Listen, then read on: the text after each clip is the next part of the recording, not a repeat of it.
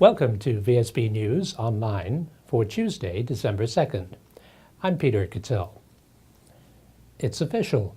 Bermuda has been chosen to host the 35th America's Cup event, an announcement that will trigger 3 years of economic opportunity, climaxing in the holding of the finals in 2017.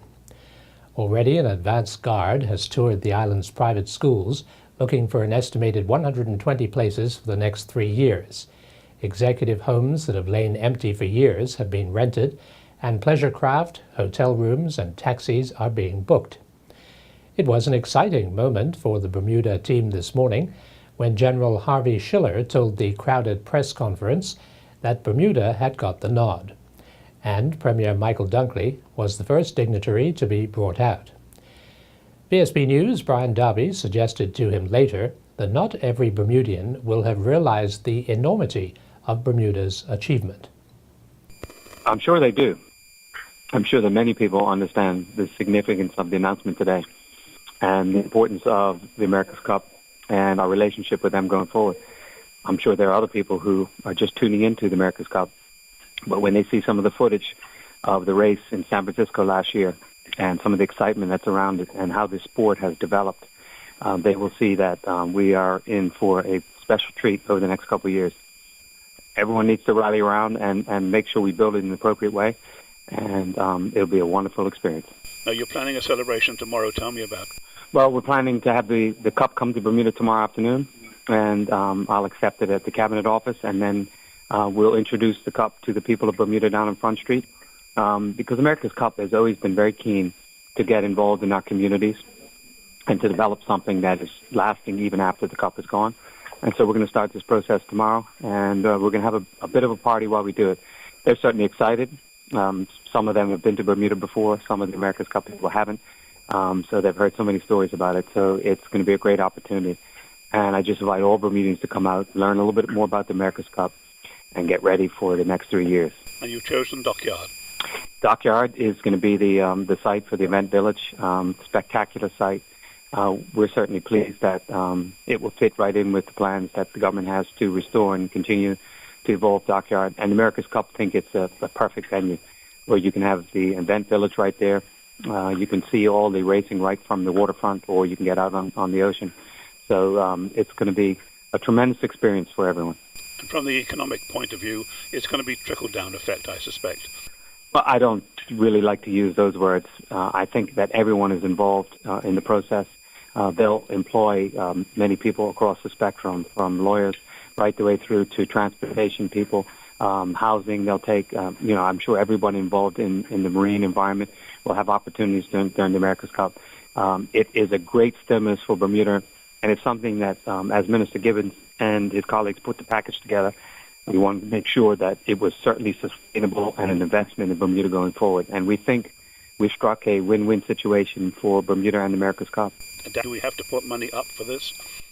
Those details will be announced over the next couple of days. Both the minister and myself will be making a statement to the House on Friday, and then a week Friday we'll table legislation to deal with America's Cup. People do not appreciate it. It's not just events. It's 3 years of activity. That's right, because right now there's 6 teams ready to compete.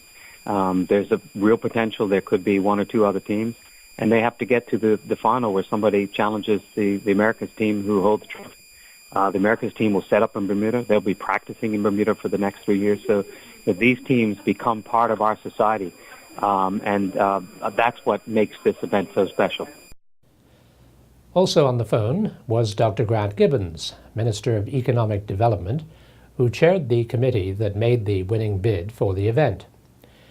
He was asked if it had been one of the more exciting moments of his political career. Was that one of the more exciting days of your life?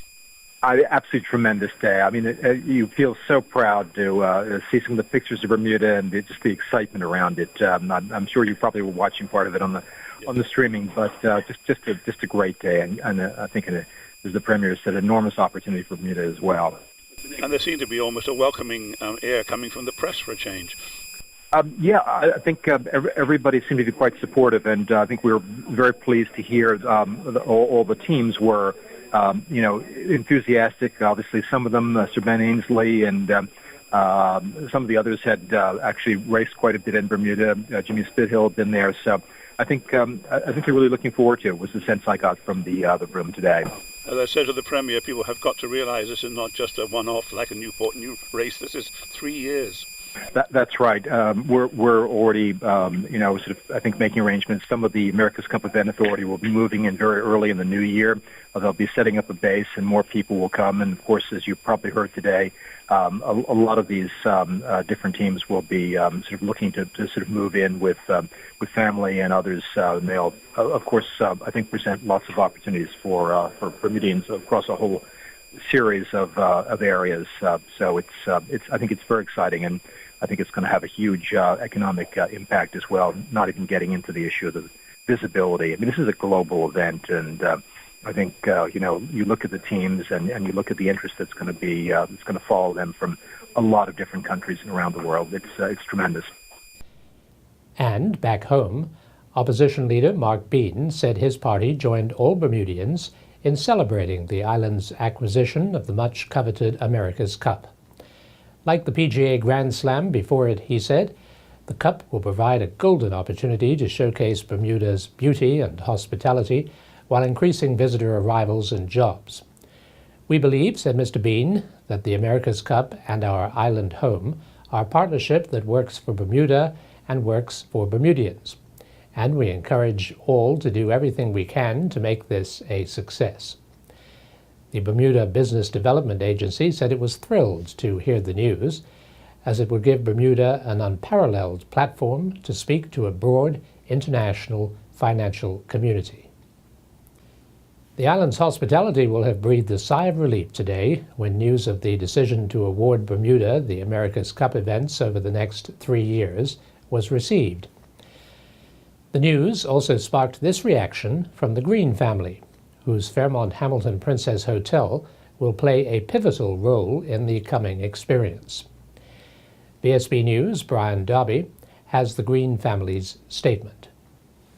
As a result of Bermuda being selected as a venue for the 2017 America's Cup, the Green family today announced its support for the event and its decision to increase its investment in the Fairmont Hamilton Princess.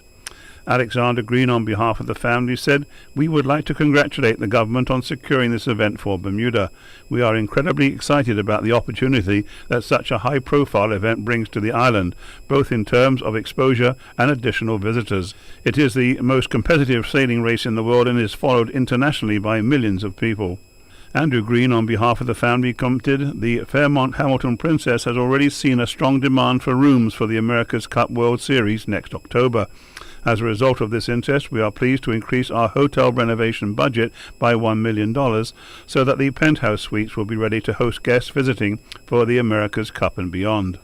Brian Darby reporting for VSB News. And we'll be back with more news right after this.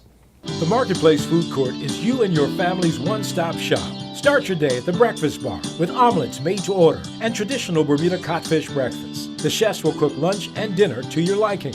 Along with the salad bar, sandwich bar, sushi bar, and fruit bar, the Marketplace Food Court is your kitchen away from home. Every day is hassle-free with nutritious meals from the Marketplace Food Court. Visit us 7 days a week. Homemade cooking, quality service, all at prices you can count on.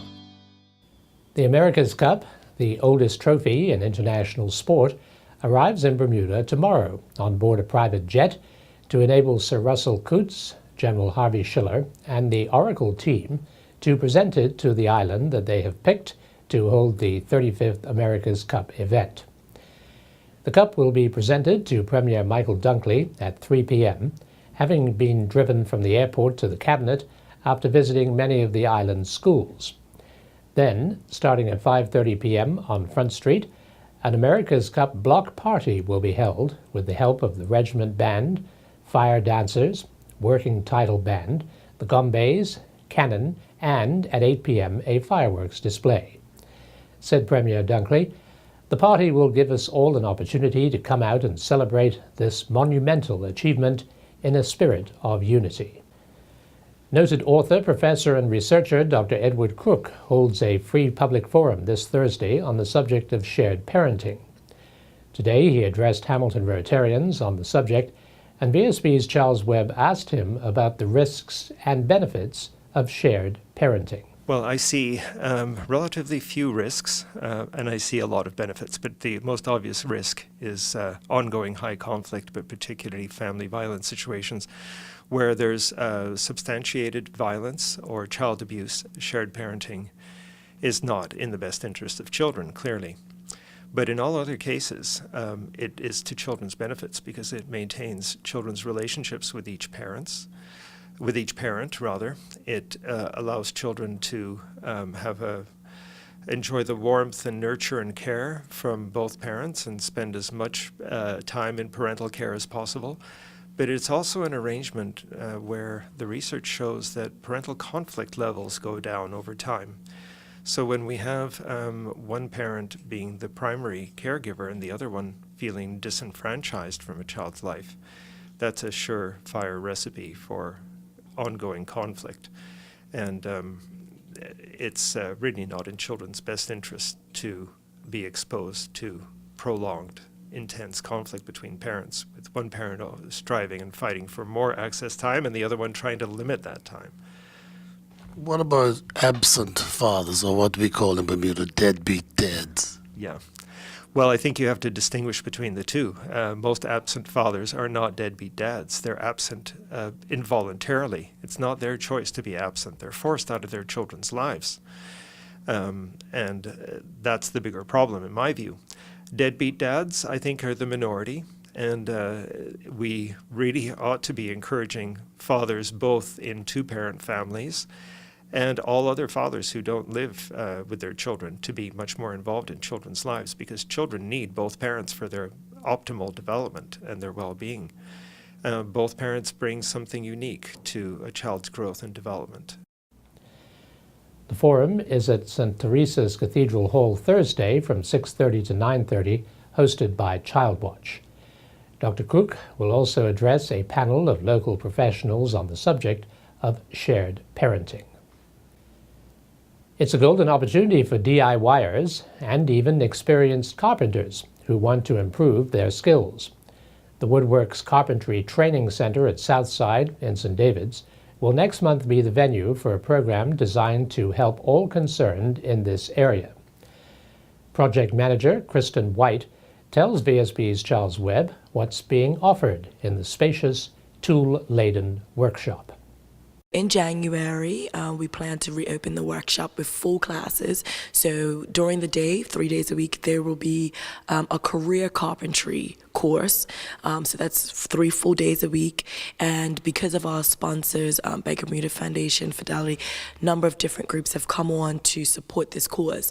So we're able to offer it at only $200 a month. So it's really great for someone who's sort of looking at their career and thinking, I want something different, or I'm really interested in expanding my skills in the construction trade, or I have ideas for a product that I want to sell, and make. So what skills should they have before they come to the course? I mean, we're not really asking for any prerequisites. We're really just looking for people that are passionate and engaged and are really going to commit to the 6-month course. Obviously, if people have been in construction before or have been in design before, then they, will have a benefit. But the curriculum is pretty comprehensive, so it will cover everything, that people need to know. Have you got anybody signed up already? We've got some interest and we were open last year and we were looking at doing a certification course. So we adapted that to be this shorter 6-month course. So the people that were interested and signed up for the certification already had sort of precedence for this course. And so we've contacted and reached out to them. The capacity is only about 12 students. You can see, it's a great space for the workshop, but, we want to make sure that it is still spacious. And so we're only accepting 12 students. And we already had sort of, half that signed up from last year. So we've had a lot of interest, since we announced that we were starting again in January. And for those that are not able to do that, 3-day-a-week course, maybe they're just interested in doing sort of some DIY or, weekend warrior type classes so they can do stuff around the house, we'll be having short-term classes for them too. Given that there seems to be some construction coming up, will people who are already in the field be able to hone those skills here? Yeah, for sure. The master carpenters that are the instructors here, they talk a lot about, some people that are in the construction field that maybe missed or didn't get the full carpentry training for Bermudian roofs or Bermudian doors or things that are unique to our architecture. So definitely if there are people that are in construction and have found that they want to brush up on their carpentry skills, that would be a great course for them to take. And now we turn to Earl Baisden, back from the CAC Games, for today's sports report. Hello and welcome to VSB Sports. I'm Earl Baisden. Well, ever since the alleged tweet back in July by Premier Michael Dunkley that it was ours, the worst-kept sailing secret became a reality in New York earlier today when the America's Cup Commercial Commissioner, Harvey Schiller, announced Bermuda as the host venue for the 2017 America's Cup.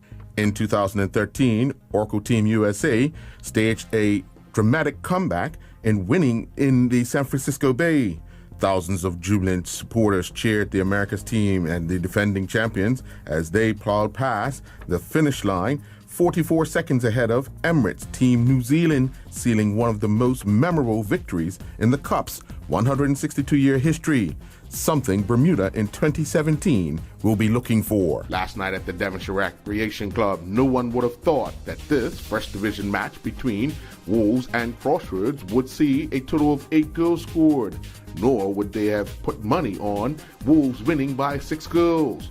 Well, when referee Martin Wire blew the final whistle, Wolves emerged winners 7-1. Wolves got on the scoreboard in the 17th minute when Torrey Davis found the back of the net. Sergio Richardson doubled the lead with a strike in the 35th minute. 6 minutes later, Kyle Brinkman added his name to the score sheet. Wolves would get 2 goals in the space of a minute. Brinkman scored in the 43rd minute and Richardson found the back of the net in the 44th minute as Wolves took a 5-0 lead into the break. Richardson would complete his hat-trick with a goal in the 63rd minute, and when Stephen Bremer scored in the 74th minute, Wolves would take a 7-0 lead. Tristan Daniels made sure that Crossroads would not get shut out on the night, as he scored, getting on the end of a free kick in the 83rd minute to make it 7-1. The Eastern Providence Cricket Board in South Africa have announced former Bermuda World Cup player Salim Mukherjee as their interim CEO with immediate effect. Eastern Providence Cricket President Donovan May is quoted as saying, "We are certainly very fortunate to have a person of Mukherjee's experience to come on board and help us turn things around." Eastern Providence Cricket is clearly not in a healthy position, and we need to firstly own up to our challenges and then take decisive action to turn things around. With the help of Mukherjee and 2 additional independent directors, we will develop a clear plan to get back on track, continued May. Mukherjee will oversee the operations leading up to the Boxing Day Test match, as well as the Port Elizabeth ODI against the West Indies with South Africa. The Bermuda Netball Association have released their current senior standings and leading goal scorers. The Young Men's Social Club Lady Bluebirds lead the league with 15 points, while the WWC Pink Panthers and the Young Men's Social Club Blazing Bluebirds are tied for second with 12 points. The Lady Bluebirds are the only undefeated team, while the Pink Panthers lead the Blazing Bluebirds on goal difference. The WWC Pink Panthers have a goal difference of 95, while the Blazing Bluebirds have a goal difference of 85. Frederica Samuels from the Young Men's Social Club Blazing Bluebirds is the league leading goal scorer with 203 goals. Danielle Rayner from the Young Men's Social Club Lady Bluebirds is in second with 153 goals, and Alex Doling from Data Tech for Tees is in third with 134 goals. Jamo Durham, Adam Ray, Myron Piper, and Vincent Caruso represented the Bermuda Table Tennis Association at the 2014 JOLA North American Team Championships. The Bermuda Smash team finished the first day with a record of 2 wins and 3 losses, playing in Division 7. In their opener, the Bermuda team went down 5-1 to Novak and friends. G. Lau defeated Durham, while Ray went down to Naveed Dadi. Bermuda's lone point came in the game that saw Caruso defeat Jesse Letchworth. Durham then went down to Naveed. Caruso was defeated by Lau, and Ray went down to Letchworth. Caruso picked up 3 wins in Bermuda's 5-3 loss to the Quebec Girls. The Bermuda team would pick up a victory in their next game when they defeated TTTC 5-3. Caruso won another 3 games, with Ray and Durham winning a game each. The Bermuda team would then move to 2-2 on the day when they defeated the NOLA TT 5-4. Caruso won 2 games. Piper, playing in his first match, won twice, and Ray won once. The day would come to an end with a 5-2 loss to Good Luck. Jason Shrub and his 13th ranked Bates men's squash teammates defeated 25th ranked Connecticut College 9-0. Shrub, playing in the number 7 spot, defeated John Durham in straight sets 11-5, 11-7, 11-8. The Friesenbrook-Meyer Continental Bowling League season continued inside the Ward Bowl last evening, with the Cubs defeating the Pin Splitters 20.5 to 9.5. Bermuda Pest Control defeated the Oddballs 18-12, while the match between New Hope and the Invaders finished 15-15. The Spike Nicks got by the Quicky Licky Laundry 19.5 to 10.5, and the Nifty Rollers and the Pinjammers ended 15-15. I'm Earl Baisden reporting for VSB Sports. Thanks for watching VSB News Online for Tuesday, December 2nd. I'm Peter Cattell.